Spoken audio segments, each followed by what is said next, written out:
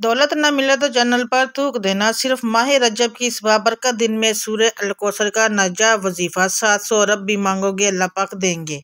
बिस्मिल्लाहिर्रहमानिर्रहीम। अस्सलाम वालेकुम वरहमतुल्लाहि वबरकातुहू। मोहतरम नाज़रीन इकराम, सूरह अल-कौसर का नाजाब वजीफा 800 साल पुरानी किताब से मिला माह रजब की इस बाबरकत दिन में। इस तस्बीह का जो ख़ास अमल आपके साथ शेयर करने जा रही हूँ ये आज के दिन के हवाले से है। इस दिन ये वजीफ़ा कर लेना इंशाल्लाह एक दिन के अंदर ही मौजा देखना। और काफ़ी लोग ऐसे हैं जो वजीफ़ा कर करके थक गए हैं लेकिन उनको कामयाबी नहीं मिलती, उनके रास्ते में इस तरह की रुकावटें हैं, इस तरह की पेंदिशें हैं, तो इनके लिए ये अमल है।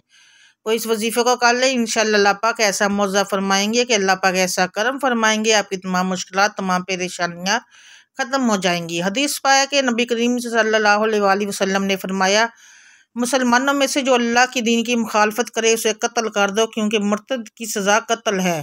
और जो शख्स ला इलाहा इल्लल्लाह मोहम्मद रसूलुल्लाह कहेगा उसका मुआखजा करने का किसी को कोई हक नहीं, मगर जो कोई हद को पहुंचने वाले जुर्म का इर्तिकाब करेगा उस पर हद कायम की जाएगी। मदरजा बला हदीस नबवी सल्लल्लाहु अलैहि वसल्लम से मालूम होता है कि तौहीद व रसालत के अल्लान के तौर पर अहद नबवी में ला इलाहा इल्लल्लाह मोहम्मद रसूलुल्लाह के अल्फाज इस्तेमाल होते थे। सूरत अल-कौसर का ये वजीफ़ा इंतहाई ख़ास और मुजरब और वजीफ़ा है। इसके बाद खुद मौज़ा देख लेना।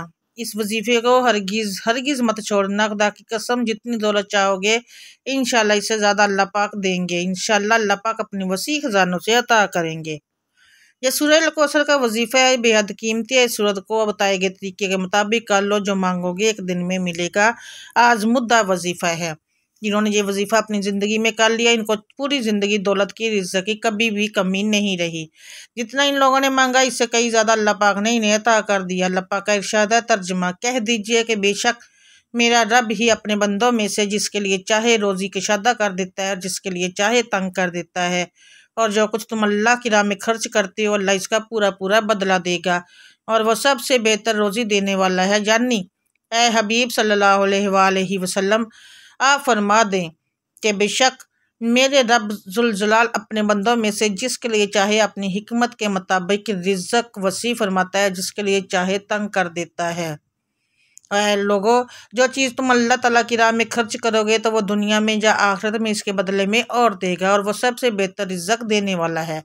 क्योंकि इसके सिवा जो कोई किसी को देता है तो ख्वाह बादशाह लश्कर का हो या अक्का गुलाम को या साहबे खजाना अपने आल को, वो अल्लाह ताला की पैदा की हुई है और उसकी अता फरमाई हुई है रोज़ी में से देता है रिज़्क़, और उससे फ़ायदा उठाने के इसबाब का खालिक अल्लाह ताला के सिवा और कोई नहीं, वही हकीकी राज़िक है। हज़रत अबू हुरैरा रज़ी अल्लाह ताला अन्हु से रिवायत है कि हुज़ूर अक़दस सल्लल्लाहु अलैहि वसल्लम ने फरमाया कि अल्लाह ताला इरशाद फरमाता है, ऐ इब्ने आदम, खर्च करो, मैं तुम पर खर्च करूँगा। बेशक अल्लाह ताला ही रिज़्क़ देने वाला है और सबसे बेहतरीन राज़िक है। और ज़मीन पर जितने भी चलने फिरने वाले हैं इन सब की रोज़ियाँ अल्लाह ताला के ज़िम्मे हैं। सबको रिज़्क़ अल्लाह ताला ही देता है और यकीनन किसी लालची का लालच और अल्लाह ताला के रिज़्क़ को ज़्यादा नहीं कर सकता, और ना ही किसी नापसंद करने वाले को इस नापसंदगी से बचा सकती है। और ये अल्लाह की हिकमत है कि उसने रिज़्क़ के मामले में लोगों में फ़र्क रखा है, तो वह जिससे चाहे ज़्यादा रिज़्क़ अता फरमा दे, जिसे चाहे कम रिज़्क़ अता फरमा दे। वही मालिक है, वही खालिक है, वही एक कौम के रिज़्क़ में कशादगी कर देता है तो दूसरी कौम के रिज़्क़ में तंगी फरमा देता है। जैसा कुछ अल्लाह ताला के कब्ज़ा कुदरत में है, इंसान कुछ भी नहीं कर सकता सिवाय दुआएं करने से, सिवाय अल्लाह पाक के मांगने के। एक हदीस कुदसी में अल्लाह के रसूल सल्लल्लाहु अलैहि वसल्लम का फरमान है, जो चीज़ तुझे जन्नत के करीब कर सकती है इसका मैंने तुझे हुक्म दे दिया है, और जो चीज़ तुझे जहन्नम के करीब कर सकती है इससे मैंने रोक दिया है।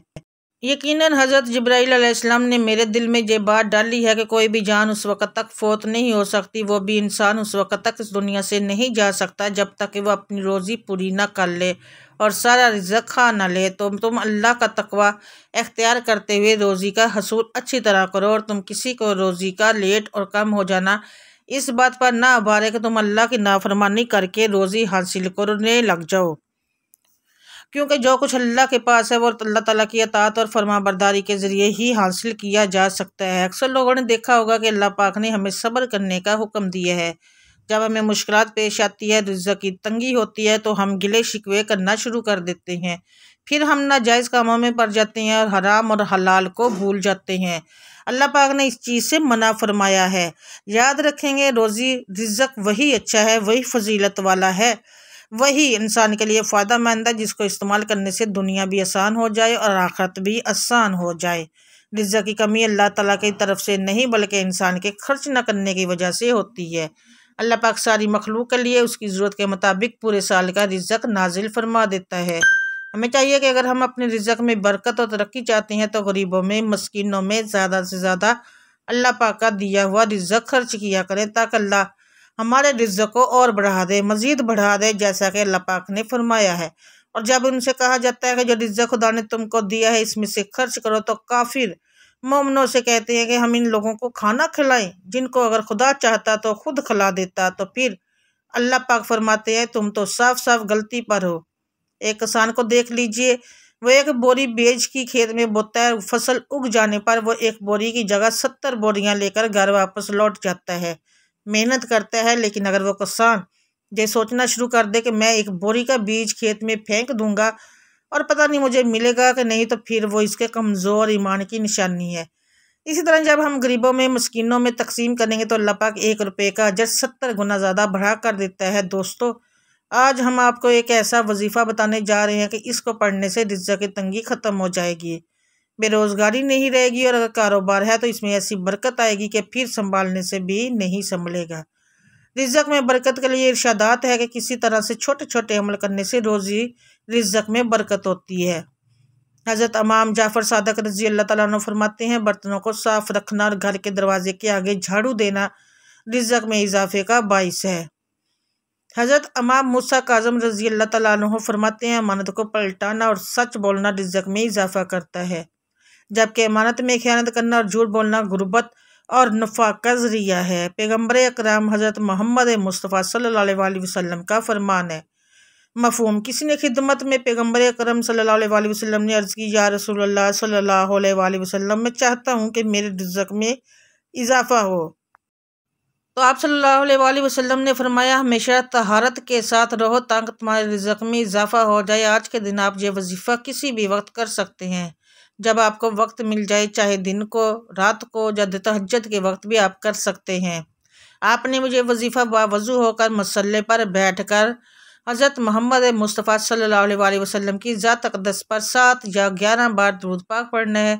दुरूद पाक नमाज वाला पढ़ना है। एक दफ़ा मेरे साथ भी पढ़े, अल्लाहुम्मा सल्ली अला मुहम्मदिन व अला आलि मुहम्मदिन कमा सल्लैता अला इब्राहीम व अला आलि इब्राहीम इन्नका हमीदुम मजीद, अल्लाहुम्मा बारिक अला मुहम्मदिन व अला आलि मुहम्मदिन कमा बारिकता अला इब्राहीम व अला आलि इब्राहीम इन्नका हमीदुम मजीद।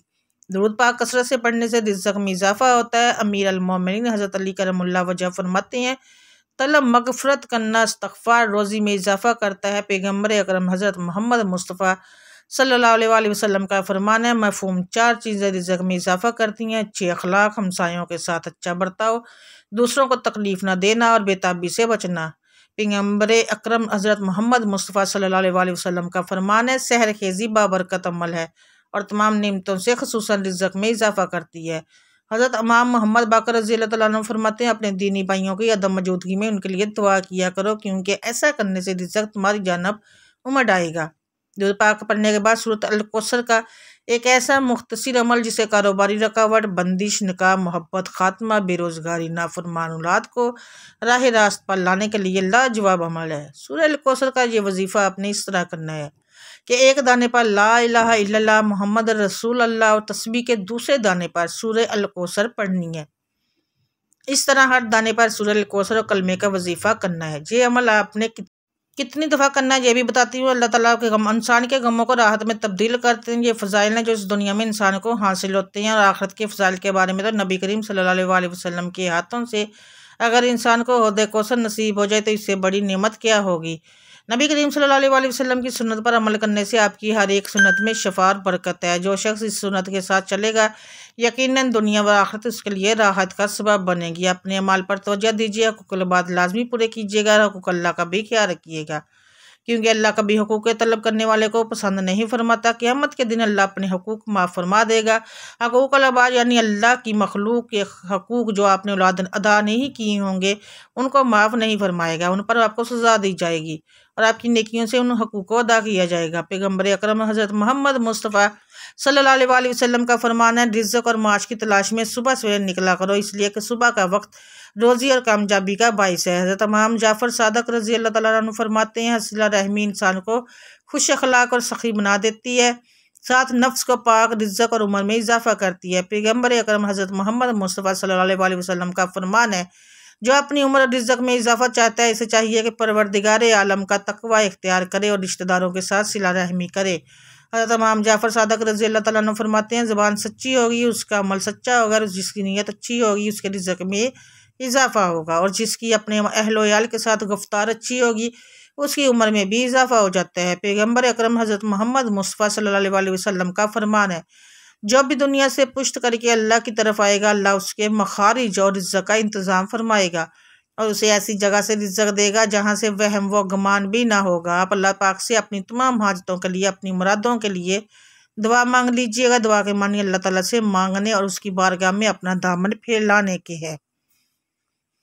दुआ सिर्फ मुश्किलात, परेशानियाँ या बीमारी से छुटकारा पाने के लिए नहीं की जाती, बल्कि खालिक हकीकी की मार्फत से सरशार है और उसकी बारगाह में हर वक्त दुआ करते हैं कि कर्ब लही हासिल हो जाए। कबूलियत दुआ के लिए एक ज़रूरी शर्त यह है कि आदमी जल्दबाजी से काम ना ले।